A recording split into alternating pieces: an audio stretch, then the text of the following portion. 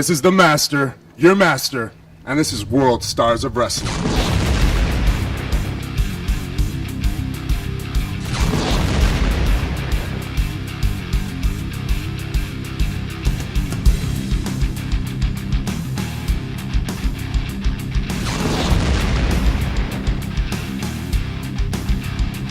Welcome everyone and welcome to this special interview with us here at Benfica Stadium for the World Stars of Wrestling. Our guest this week, well, he has been known as the Masterpiece. He's the master of the Master Lock. He is none other than Chris Masters. Chris, welcome to this. Or Chris Mordetsky. There you go. Your true name. Yeah, let's keep it real around here. Okay, we're gonna keep it real. Welcome to this special interview. It's not the first time in Portugal, right?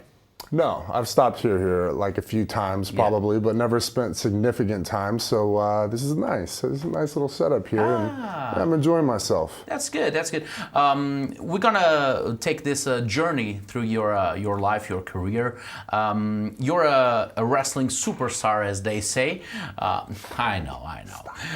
Were you a wrestling fan when you were growing up? Yeah, I have kind of like the typical story. I loved it since I was probably 6 or 7 years old, and it kind of just stayed with me throughout my whole childhood. And I think I maybe kind of got away from it for a couple of years, but then it just has this way of just kind of sucking you right back in. And you're originally from Los Angeles?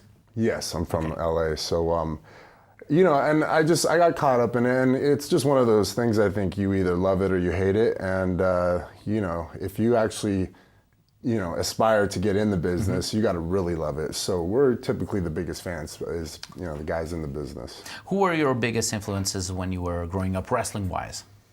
Well, Ultimate Warrior was kind of an introduction to the sport to me. I saw him and he was so colorful and crazy, shaking the ropes, running around the ring, that as a kid, I just loved that. So, he was in and out like a couple times. So eventually I kind of really started following like Shawn Michaels, Bret the Hitman Hart, Mr. Perfect, and those guys kind of really just put on such a great show in the ring. They were such awesome performers, and I think those were the guys that kind of stood out in my early years as guys who kind of got me into the business as far as turned me into a fan, and then guys who I eventually like I followed Shawn Michaels' career forever, and it was just fun. I was entertained. What's your first memory in terms of wrestling? Your earliest memory that you can recall watching anything? Well, the first thing that ever really impacted me, and this is going to sound kind of ridiculous, but don't worry about that. Nothing is ridiculous here. It was when I remember Ultimate Warrior and Sergeant Slaughter were wrestling at the Royal Rumble, and I remember in 90. It was 1991, I believe. 91? Okay. Yeah, 91. That's the mark in me. But I started watching wrestling a little bit prior to that, but I never remember being so emotionally invested in it as when Macho King came and nailed Warrior with the scepter, and then Slaughter got the pinfall and won the world title. And at the time with the Gulf War? Yes, exactly. And I just remember watching that, and I was just like so mad at Slaughter. That's like kind of one of the earlier memories. And then Warrior Hogan is also another one, but I kind of started watching around that late 80s, kind of that time frame. What was the specific time in terms of time frame that you thought to yourself, this is what I want to do for my life? Well, once I was about 16 years old, I started kind of thinking about like, okay, what am I going to do with myself? What does the future hold? And school-wise, what going to college, trying to major, or? Well, I was in 10th grade, so. I still early. Yeah, I still hadn't figured it out. But so what I did is, I just narrowed it down to, well, what is it that I love? What am I passionate about?